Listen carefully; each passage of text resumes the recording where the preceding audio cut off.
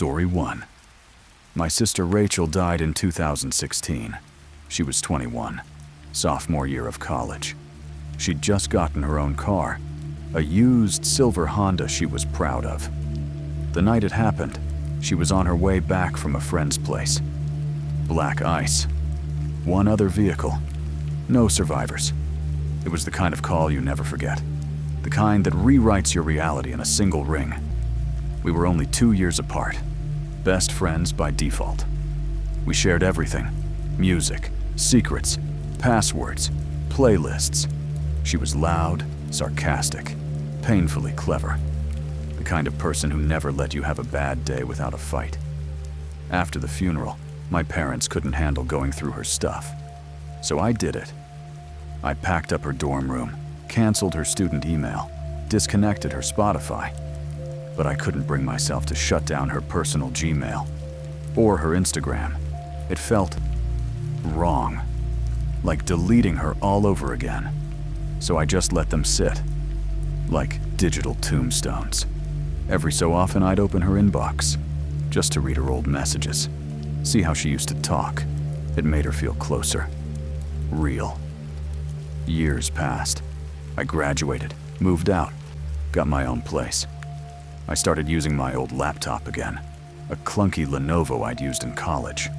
I only kept it because it had all my photos and music backed up. I hadn't logged into Rachel's email in maybe 2 years. Then this past January 8th, I got a notification.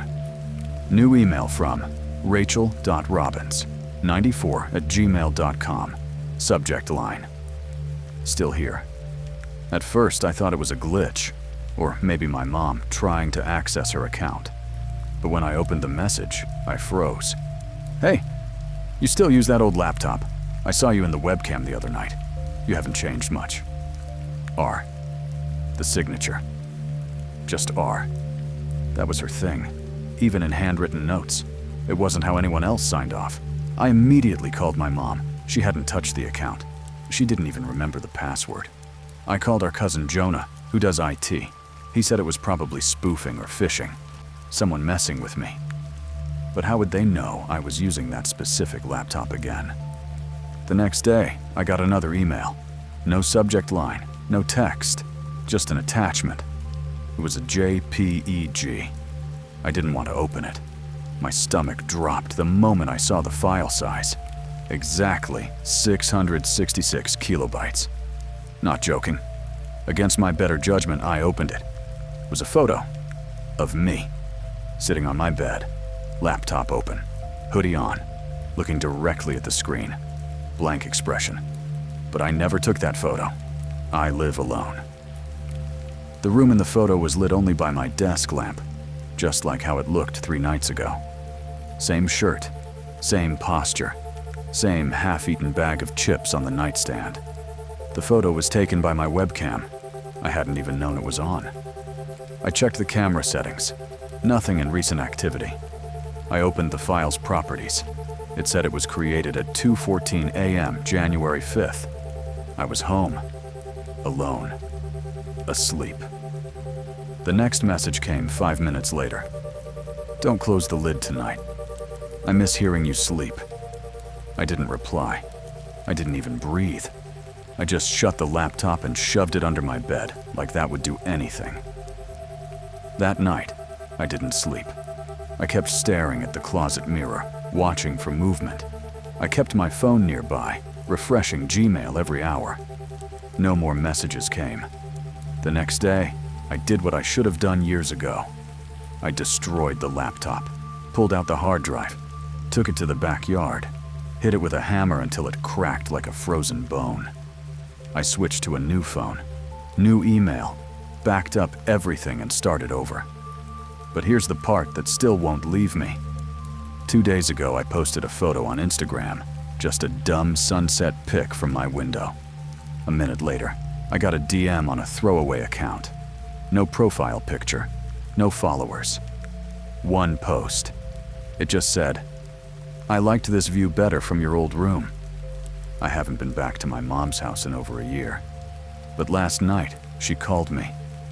She sounded tired, unsettled, She said my old laptop, the one I smashed, was sitting on her kitchen table when she came downstairs. Closed, clean, still warm, and a sticky note taped to the screen. Still here. Story 2. When I was 26, I went back to visit my mom for a week. She was downsizing and asked me to help clear out the attic. That's when I found my old laptop. A thick, beat-up Toshiba from middle school. Stickers peeling off, the trackpad barely responsive. I hadn't seen it in over a decade. It still had the My Chemical Romance desktop wallpaper and everything. Just for fun, I charged it up and turned it on. To my surprise, it booted, slowly, but it worked.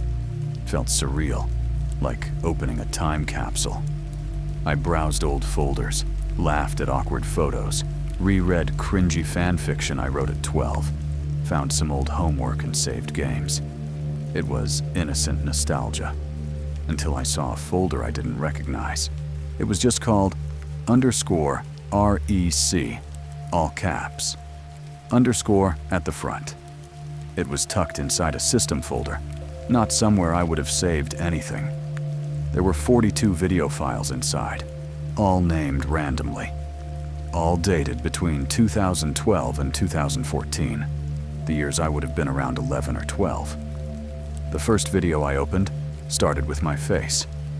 Me, sitting at the desk in my old bedroom. But I wasn't doing anything. No vlog, no talking. I was just sitting there, scrolling, reading. Sometimes just blankly staring at the screen.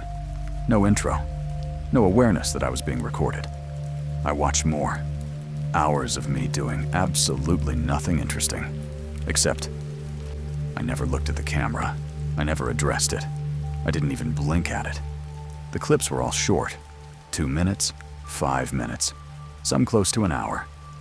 Some recorded while I was asleep. You could hear me breathing faintly. In one clip, the screen was totally black, but the camera light was on. Faint static in the background. I assumed I'd accidentally recorded myself. Maybe a background app or program triggered the webcam. But then I watched clip 17. This one was different. I wasn't in it. The camera was recording my empty room. Just the wall, part of the bed, the door half open. Then, about a minute in, the webcam began to tilt. You can actually hear the slight creak of the plastic hinge. It was like someone reached around and adjusted the screen.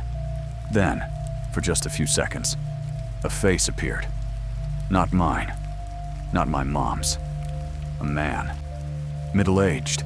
Unshaven. No expression. He just stared into the screen like he was checking something, and then walked away. No sound. No footsteps. Just the hum of the laptop. The timestamp. 3:27 a.m.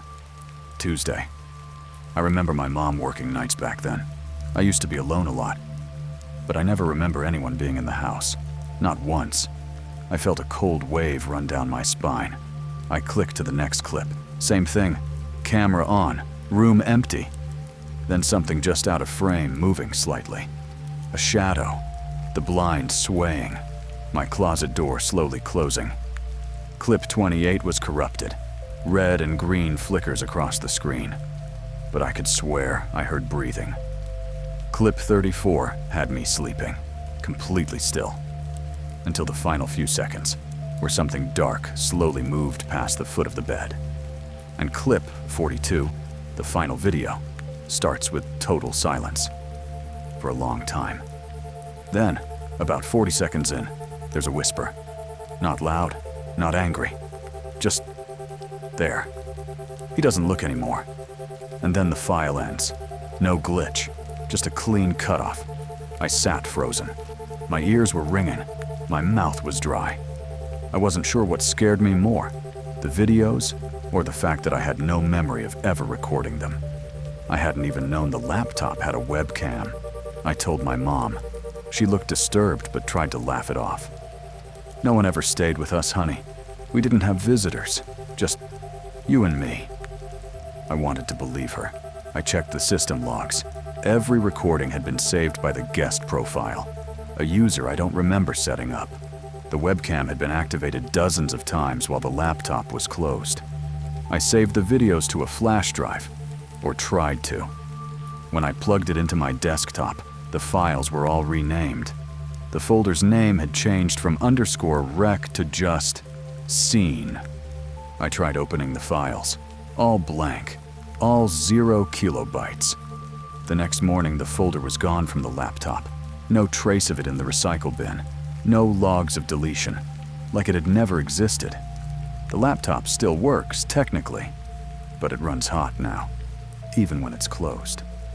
Sometimes I wake up in the middle of the night to hear the fan quietly whirring from my closet. I haven't touched it since. But a few weeks ago, I got a text from an old friend. He'd just booted up his childhood laptop and said he found a strange folder on it too. It was called _REC2. I haven't replied yet, and I'm afraid that if I do, my webcam light will turn on again. If you made it to the end, you're braver than me. Don't forget to subscribe if you want more stories that'll keep you awake at night. And if you have one of your own, or suggestions for what I should cover next, drop them in the comments or send them my way. You know where to find me.